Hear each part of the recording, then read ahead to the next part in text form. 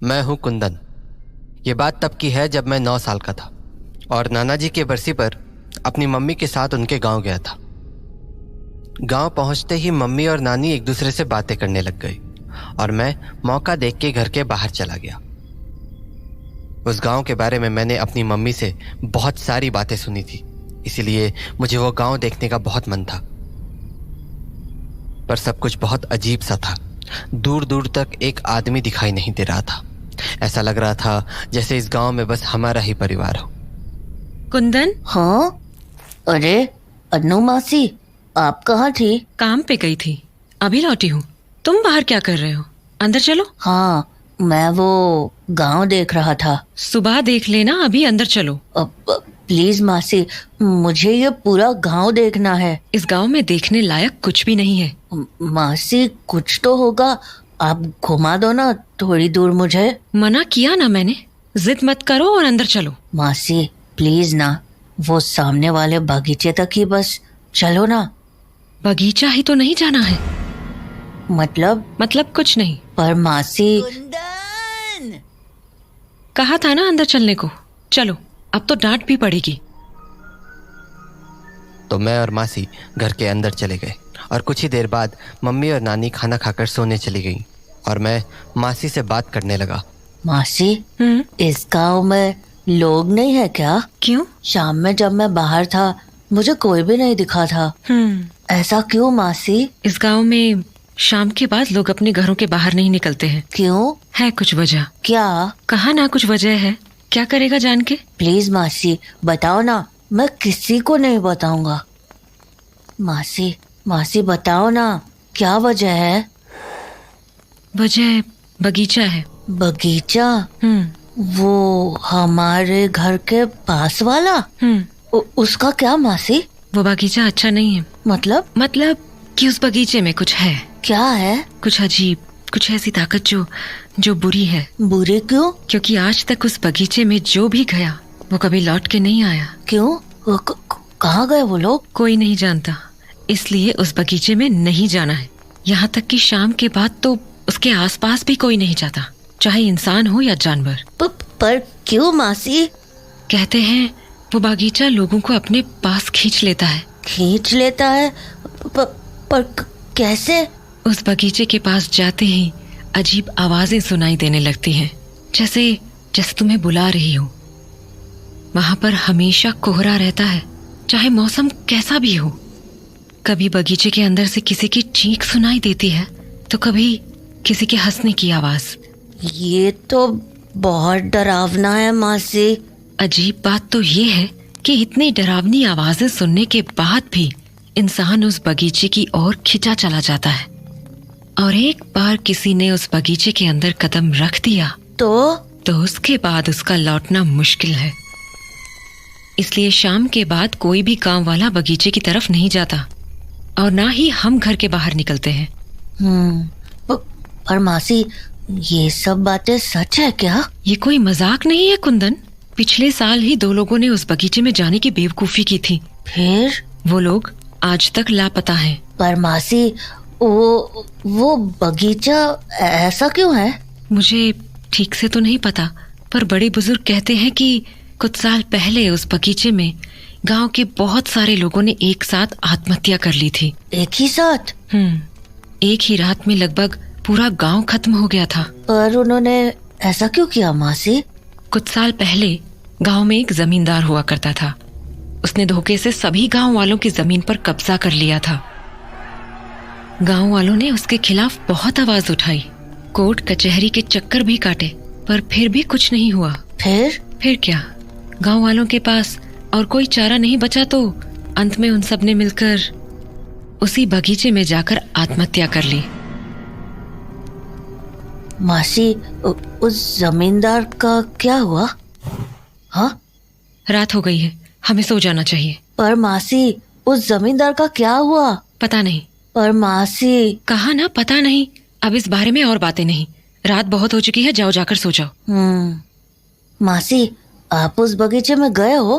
पागल हो गए हो क्या? मैंने कहा ना उस बगीचे के आसपास कोई नहीं जाता। तुम अपना दिमाग कम लगाया करो, समझ गए? जाओ जाकर सो जाओ, रात बहुत हो गई है। मासी से बात करने के बाद मेरे दिमाग में उस बगीचे को लेकर और भी सवाल उठ रहे थे। मेरा मन अब भी उन बातों को मानने को तैयार नहीं था। इसीलिए उस रात जब सब लोग सो गए तो मैं अकेला ही उस बगीचे की तरफ निकल गया। वहां पहुंचने पर मुझे कुछ घर दिखे जो बिल्कुल बगीचे के सामने थे। उन घरों को देखकर ऐसा लग रहा था मानो वो कई दिनों से बंद पड़े हों। दरवाजों पर मकड़े के जाले लग चुके थे और लगभग पूरे घर की दीवार पर जंगली घास उग चुकी थी, पर फिर भी उन घरों के बाहर एक लालटेन लटकी हुई थी। मुझे यह देखकर थोड़ा अजीब लगा। मैंने सोचा भला इन घरों में लालटेन किसने जलाई होगी, यहाँ तो कोई रहता भी नहीं है। मैं उन घरों को देख ही रहा था कि तभी बगीचे का दरवाज़ा दीवार से टकरा गया और रात के सन्नाटे में वो आवाज़ पूरे गांव में गूंज गई। आवाज़ के शांत होने पर मेरा ध्यान बगीचे की ओर जाने वाले रास्ते पर गया। पूरे रास्ते में सूखे पत्ते बिखरे पड़े थे और घास इतनी बढ़ गई थी कि ज़मीन देख पाना मुश्किल था। और उस बगीचे के अंदर के पेड़ अंधेरे और कोहरे के बीच छुप से गए थे। मुझे ये बात भी अजीब लगी थी क्योंकि बगीचे के बाहर कोहरा बिल्कुल भी नहीं था।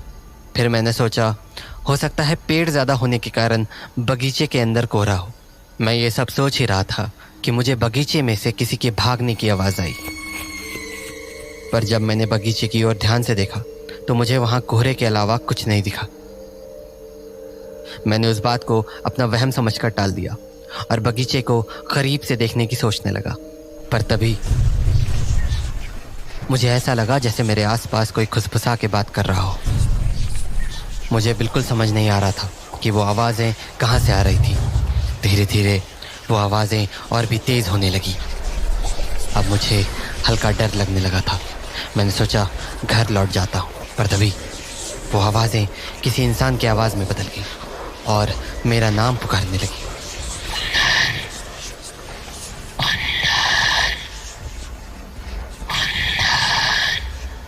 मेरी हालत खराब हो रही थी। मैं वहाँ से भागना चाहता था पर मेरे पैर मानो जम से गए थे और धीरे धीरे करके वो आवाज़ें और भी तेज़ हो रही थी।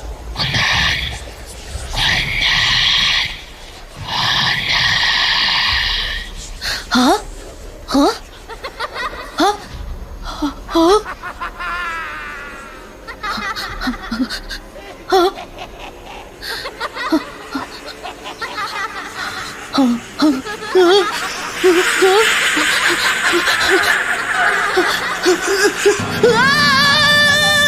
कुंदन, मासी, क्या कर रहे हो तुम यहाँ? पागल हो गई हो क्या? मासी, तुम्हें पता भी है ये कितनी खतरनाक जगह है? मासी, मैं वो खड़े खड़े मेरा मुंह क्या देख रहे हो? चलो यहाँ से। मासी, कहा ना यहाँ से चलो, जल्दी चलो।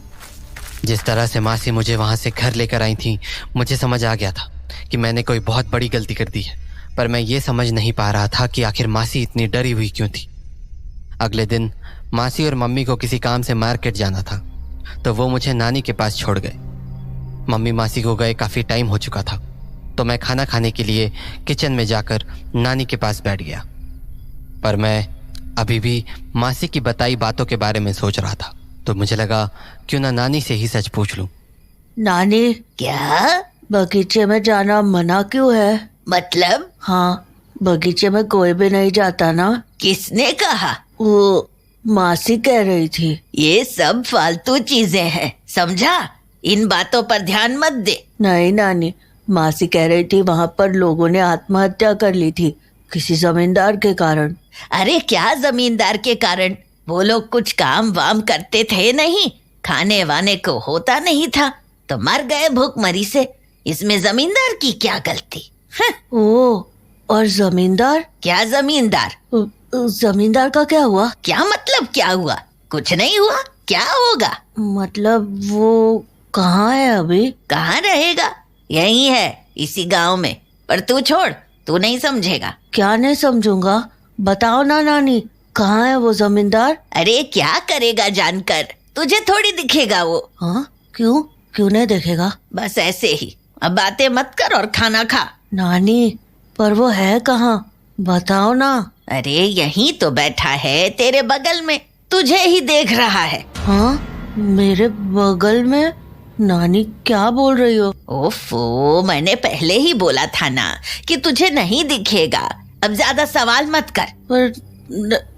पर कहा ना, दिमाग मत लगा, चुपचाप खाना खा और सो जा जाके। हाँ।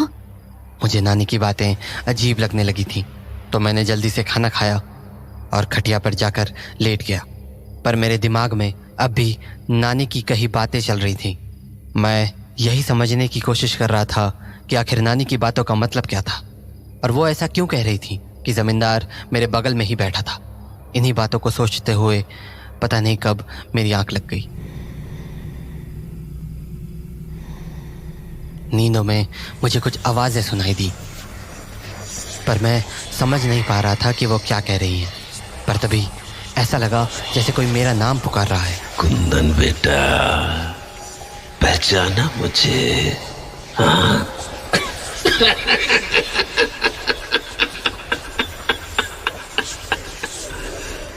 मैं उन आवाज़ों को ध्यान से सुन ही रहा था कि तभी मेरी आंखों के सामने मेरे नाना का चेहरा आ गया।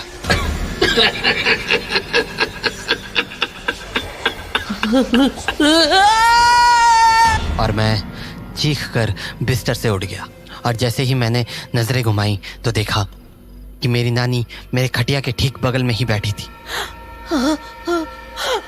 क्या हो गया? बुरा सपना देखा क्या? नानी, हो मैंने अभी नाना जी को देखा। तो दिख ही गया ना तुझे जमींदार। हाँ, जमींदार? हाँ, तू देखना चाहता था ना जमींदार को। पर नानी, मैंने तो नाना जी को देखा। तू अभी भी नहीं समझा? हाँ। अरे जमींदार तेरे नाना ही तो थे।